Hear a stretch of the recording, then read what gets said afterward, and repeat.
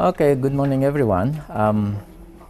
The topic of today's class is ways to start a daily practice. And I understand that you just came from a meditation session, which is another way of practice. So let's practice another form. And we're going to stand up and bow to the triple gem before we start.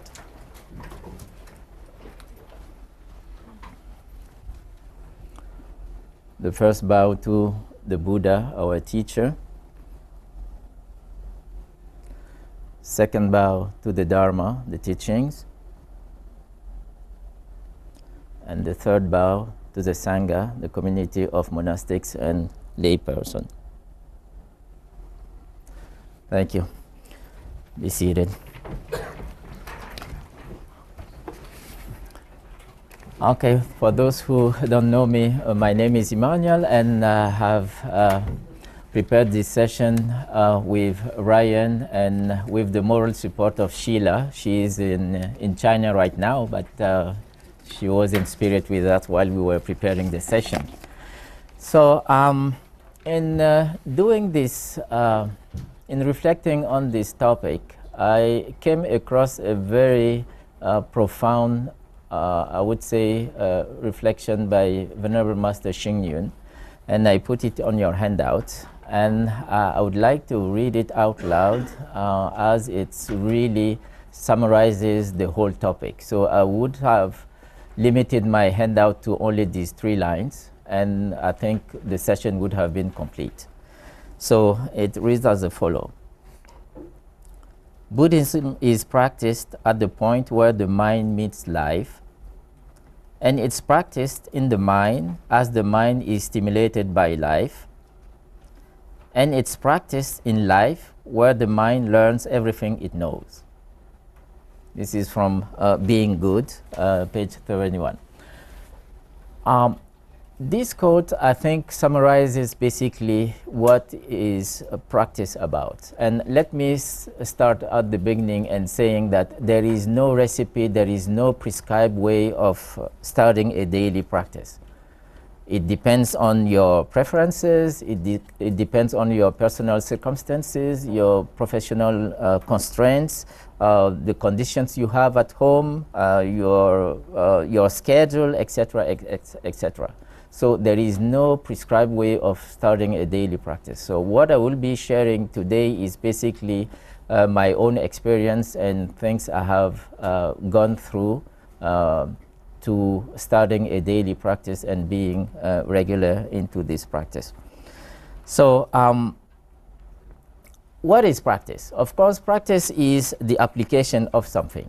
And it could be understood in 2 ways. Either you could see practice as doing something, or you could see practice as simply being. And both aspects are part of Buddhist practice. By Buddhist practice, we mean the application or training that encompasses several things. It could be things like simply as bowing to the Buddha, or offering incense, chanting sutras, going to the temple or pilgrimages and things like that, or attending Dharma talks, many forms of practice. Another way of seeing practice is also to be mindful, to attend, to focus your attention on the task you're doing, to focus your attention on the habitual pattern of your mind. In this aspect, it's not necessarily doing something physically, but observing your mind and observing how you react either in your mind or in your body in terms of sensations and things like that. So practice can be understood as a set of prescribed rules which are imposed or accepted by external bodies, or practice could be understood as a way of life. And in this way, it's the being aspect rather than the doing aspect. So if we relate the topic today from for today's class to last week's, which is taking refuge in the triple gem. We saw that we can take refuge to the Buddha, to the teachings, and also to the Sangha. And actually, taking refuge is the beginning of Buddhist practice. And understanding and observing the precepts is the application of Buddhist faith. So, do you remember the precepts? We have 5 of them. Who can summarize the 5 precepts for me, please? What are the 5 precepts? Okay, no killing, that's 1. No stealing, this is 2. No sexual misconduct. No lying. No lying. And no intoxicant. So, if you look at this practice in terms of just the doing aspect, breaking a precept is a transgression. But there is a more fundamental way of transgressing. It's having wrong view. Because if you have wrong view or wrong understanding, it's even a more fundamental error in the sense that everything you do later on is biased. So having right view is the beginning and the foundation of any Buddhist practice. So precepts are the basis of wholesome conduct, the doing part, and meditation is the basis of purification of the mind. This is the being aspect. So both are closely related and both are important. It's like what Buddhists usually say, it's like the 2 wings of a bird. They have to be in equal strength and in equal size in order for the bird to fly harmoniously. Otherwise, you're just spinning. So if you develop more the precepts and the doing part without developing the being aspect, you're spinning, and vice versa as well. So both are to be equally developed in our Buddhist practice. So having the correct view of the spirit of a precept is even more important than observing the precept, and this is very important. So another interesting aspect of Buddhist practice is that Buddhist precepts in general covers, if you have noticed, both the positive and the negative aspects. For instance, if you take one of the summary of all Buddha's teaching is basically do nothing that is unwholesome, do all that is wholesome, and purify the mind. So if you look at these 3 lines, it basically contains a negative aspect, refraining us from wrongdoing. It contains a positive aspect, do what is good. And it contains also an encouragement for us to purify our mind. And this is basically the summary of what we understand as the Buddhist practice. But when you look at the 5 precepts, they are basically focused on the doing aspect. No killing, no lying, no stealing, no sexual misconduct, and no intoxicant. These are all related to our behavior, of our way of conducting ourselves. So one reasonable question to ask is, why then, what are rules for? Why these rules? And why do we need to follow these 5 precepts? And there are 2 ways of understanding rules. So rules could be seen as a way to prohibit or to impose constraint on one's behavior. So, and in imposing these rules, it is a way to obtain a given behavior or a given way of conduct. Another way to see the precepts is also to regulate the functioning of something, to create harmony instead. So in this mind frame, rules are not meant to be external, but they are internal, in the sense that they are meant to regulate ourselves, the way we perceive, the way we see things in order for us to behave in an appropriate way. So if we based this understanding of the precepts in this light of being rather than just the doing aspect, then we could see that one of the major differences between Buddhist rules and the rules of the mundane world is that it does not only regulate the behavior, but it regulates our intentions and it regulates our thoughts. And one way really to see it is if you take, for instance, mundane, criminal laws. In criminal law, one can only be convicted of a criminal conduct. No law imposes sanction only on what has already happened. If it has not happened, you cannot be convicted of such a thing.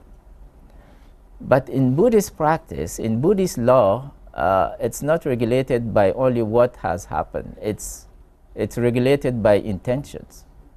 You may have the intention, and even if you haven't committed it, an offense is done. So this is one of the fundamental differences between Buddhist rules and mundane rules. In Buddhism, therefore, intentions is sufficient for a violation of a precept. And therefore, Buddhist teachings are designed to prevent troubles before it happens. It's not curing after the thing is done, but it's preventing us from doing it before it happens. Well, if you look at rules in this light, you may say, well, yeah, of course, humans are not perfect beings. So how can we expect them to live without transgression? And it's quite normal, where nobody is perfect, otherwise we wouldn't be here. But this is precisely the reason why practice is necessary. It's necessary because we acknowledge, we know that we're not perfect beings. We acknowledge the fact that we might have habitual patterns that are not necessarily beneficial to us, and we do this practice in order to try to correct these patterns or these behaviors. So one question you may ask at this point then is, why start a practice then? And the main purpose of a spiritual practice is to develop one's willpower and to improve, to purify our spirit, and also to improve our character if possible. So as I said in the beginning, there are many ways of doing practice in the Buddhist path. So you have to choose the expressions, the ways that suits you better. And it's important not to become attached to one's practice or to denigrate the practice of others. Some people may like meditation, and some others will benefit from Amitabha name recitation. Some others may prefer chanting. Some others may prefer going to a retreat. Some people may prefer meditations, and so on and so forth. The most important aspect is to be flexible in our practice and to be, of course, respectful of others' practice. So if you look at practice in this way, then it becomes a way of conducting yourself, a way of being in your life, so that you are more aligned with the Buddhist teaching, with the 5 precepts to begin with, because we have to abide with morality first, sila, and then that would lead us progressively to the being part, the mindfulness aspect, and that will help us develop samadhi and prajna, which is wisdom. So in this teachings, there are basically 2 forms of Buddhist practice, the Chan meditation aspect and the Pure Land recitation. And these are the 2 main aspects. So you just did a meditation session, and in meditation, you know the routine by now. It's trying to sit straight, and you form your hands in forms of a mudra in a particular way of sitting, and then you keep your back straight and you head and neck straight as well, and you try to relax your body, relax your shoulders, relax the different aspect part of your body, and that lightly will lead you into the meditative state. And then once you are in this state, then you can start focusing, observing your breath, breathing in, breathing out, and so on and so forth.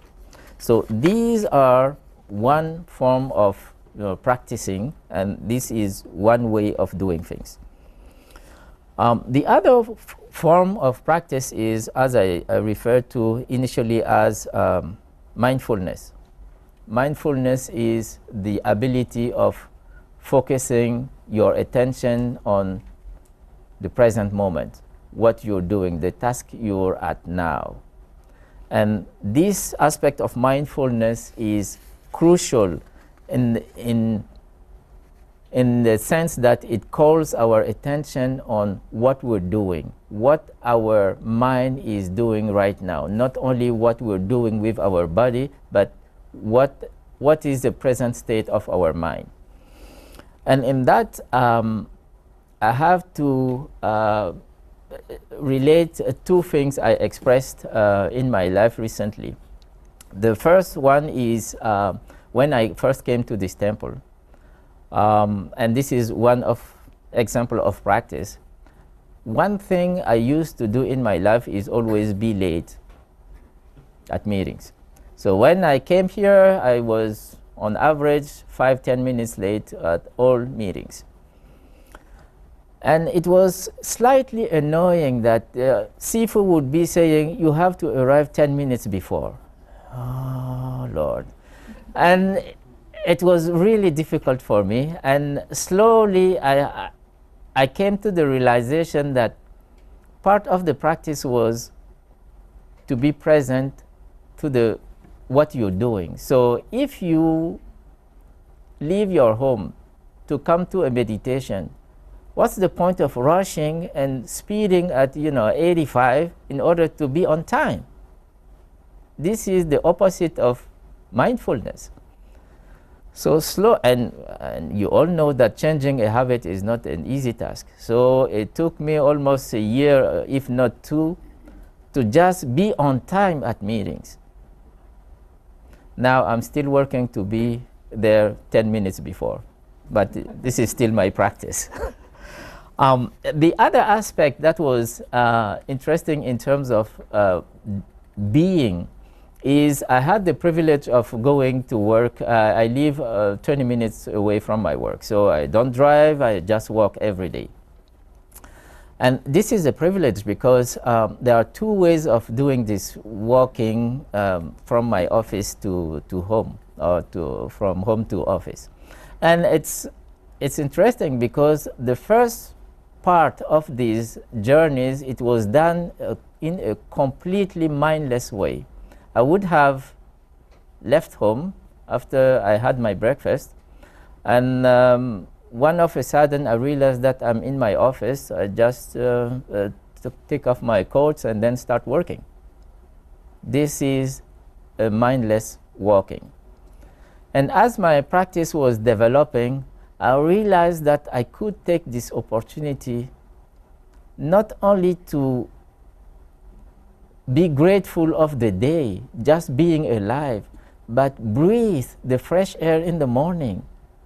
I'm walking and people, the city is not waken up yet, and school kids are just walking and birds are singing, and I started to notice things I have never noticed before. So I start noticing the river nearby, and I noticed the trees, how tall they are, the leaves, and I started to pay attention to my surroundings. And interestingly enough, my journey from home to office was not the same. I had the experience of going to work was quite different. And when I reached my office, my presence in terms of mind state was completely different than just walking my 20 minutes, half jogging, half, and it was doing the thing, being from office to work, or home to office, or office to home, nothing else in between. But in doing this walking mindfully, I discovered another joy, completely different than what I used to feel. And I started to really enjoy doing my daily walk,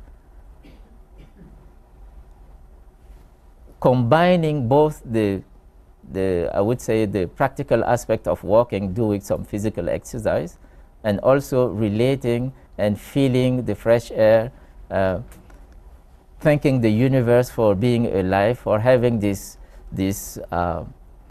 blessing of being able to walk. And I saw people driving, and I said, well, these people are sitting in their cars sometimes at red lights, and you see people being impatient and honking and so on and so forth, and you're just walking peacefully, enjoying the beautiful day, the fresh air on your face, and all the sensation you could feel.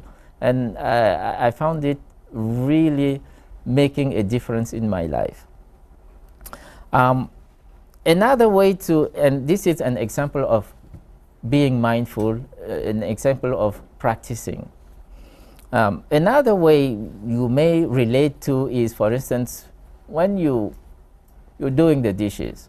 Yeah, we all do that. It's necessary.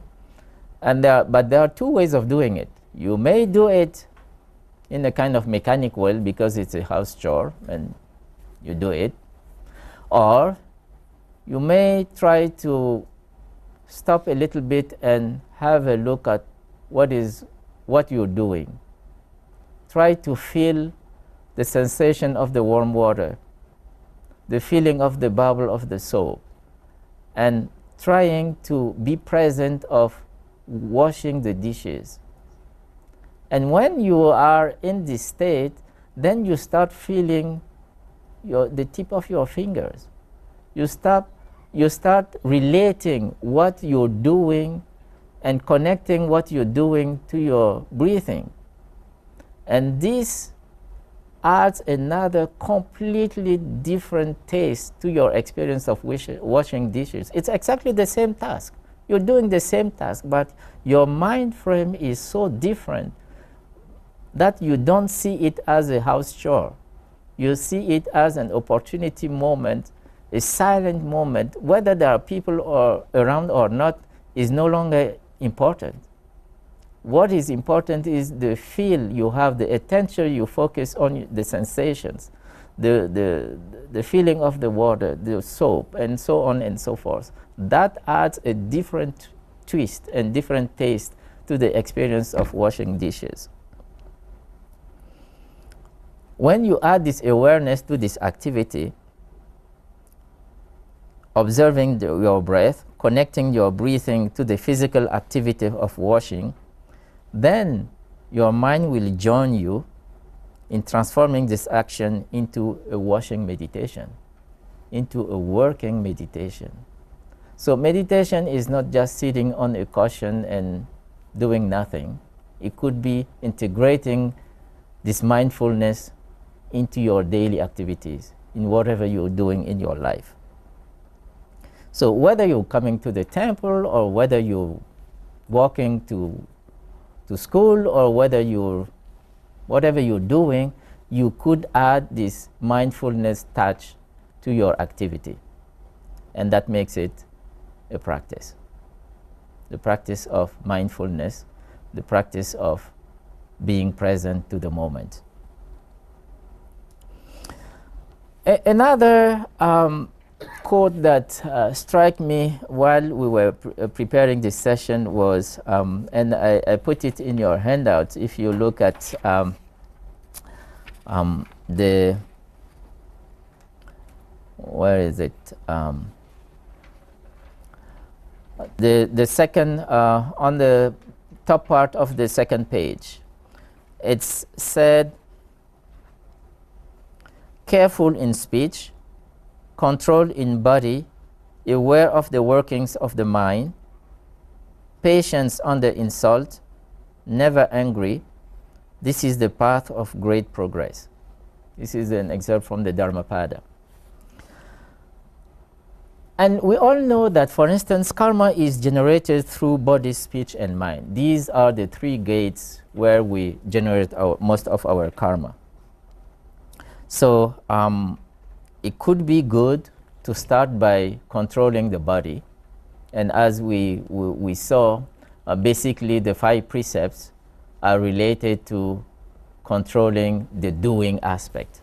It's regulating our conduct.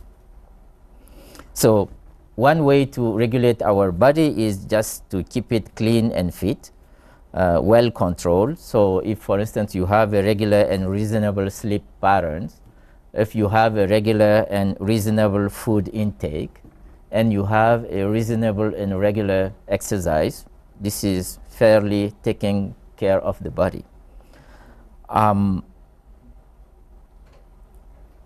But we have to realize that physical and mental control are intimately related. So if the mind can be controlled, so can the body. And if the body can be controlled, so can the mind. So one other aspect is that most of the people do most of their bad karma through speech. Because speech is one of these activities we do the most. We talk too much when we should refrain from talking. And sometimes we remain silent when we need actually to speak up, stand up and talk. So let's focus a little bit on speech. And since most of the people create most of their bad karma through speech, so we should ask ourselves, why not? A reasonable question one may be asking is, why not then focus our attention on speech rather than on our breath? So, and now I would like to just reflect on the difference between focusing on speech and focusing on the breath. Because speech, breath is something we all do. You stop for, let's say, 30 seconds and you realize that you can't live without it. But the difficulty of observing the breath comes from all the conditions that you need to create in order to be attentive to your breath. So for instance, you have to be in the relaxed mode, you have to be mindful, and so on and so forth. So you could have easily the impression that observing the speech is way easier than observing the breath. And this is a reasonable, hypothesis to entertain. So if you look at breath, it's often called the source of life, and it brings all the nutriment to our body, our cells. It carries out the toxins when you're breathing out, and it also connects the mind and the body. So, but the thing with breathing is a solitary activity, basically. It connects also our emotions to our mind. But if you look at speech, it's more or less requires the same ingredients, because without air we cannot speak. Okay, speech is transforming this breathing through activities of the mouth into sounds, basically. So it's a physical activity. It's also a mental activity, because when you're speaking a language, and you have learned this language, and learning a language is part of a mental activity. It's a cognitive activity, basically. But the other aspect of speaking is also, it's a social activity. It connects one to the other. Whereas breathing is basically a solitary activity, speaking is a social activity. You speak to someone, and someone speaks to you. And this is why it's so easy to make transgression while speaking, because it's you're relating to not only to yourself, but you're relating to the other person. So social means therefore relating to one to the other, and this makes society possible. This makes Buddhism possible. This makes teaching possible. Actually, speech makes any human activity possible. We are a society because of speech, basically. So this is clear that speech is a good way to start a practice. Watching our speech, observing our speech is a very good way to start our daily practice. But speech can never lead us to the mindfulness we need in order to have a full practice of Buddhism. Why?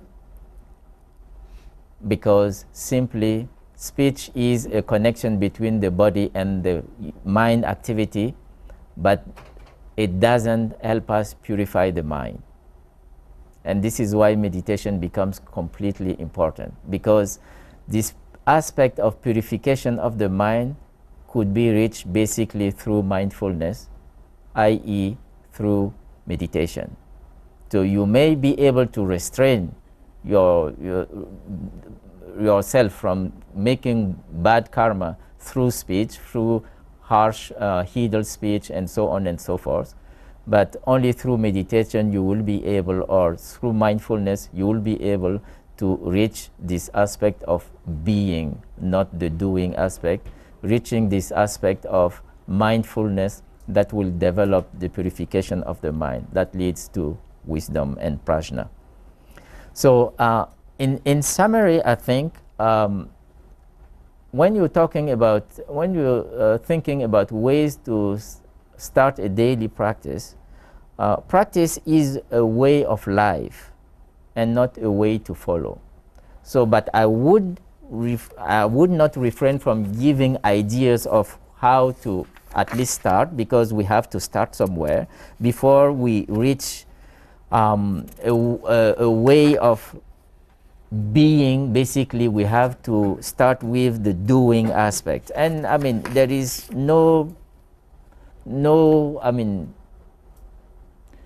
wrong in starting by, we have to start somewhere. So we could start by our doing, but with the understanding that it's not the doing only, we have to move on to the being, or we have to connect the doing and the being so that both goes hand in hand. So I came across a couple of different ways of practicing, at least since we have to start somewhere.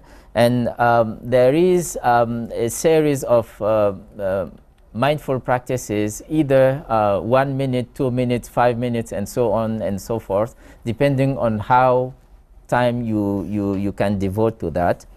And one of them is called the 1 minute practice, and it consists of basically joining palms, bowing before a Buddha statue, for instance, and this is your 1 minute practice.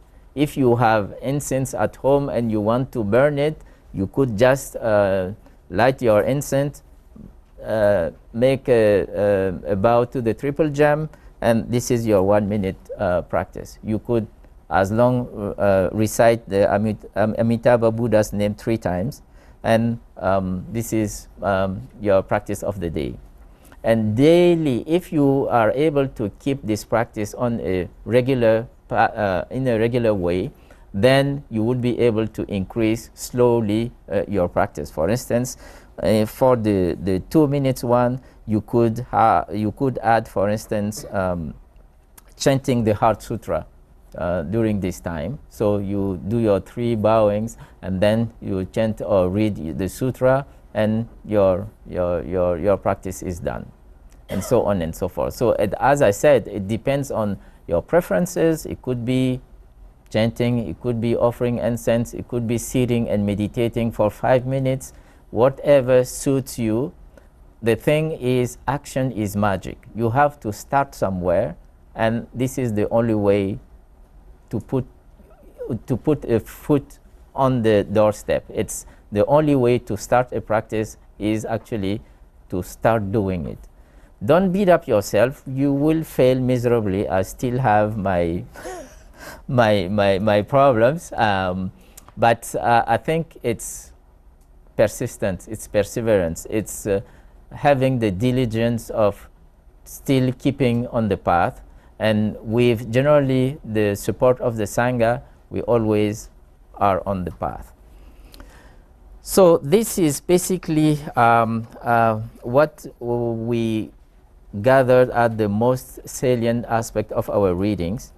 And in terms of discussion group, I would like now to break into groups so that we can have the opportunity to see that practice is basically a way of life and not a way to follow. And now I submitted basically 2 things. The first part will consist in a sharing. So after we divide into groups, I would like you to reflect, to choose a practice that suits you the best and explain how you intend to make it part of your daily practice. So that will give us an opportunity to really reflect and see what among the possible varieties of practices and doings, what could we do on a daily practice to start something. The second part of our sharing will be to reflect on the question of why is meditation so crucial to Buddhist practice. Okay?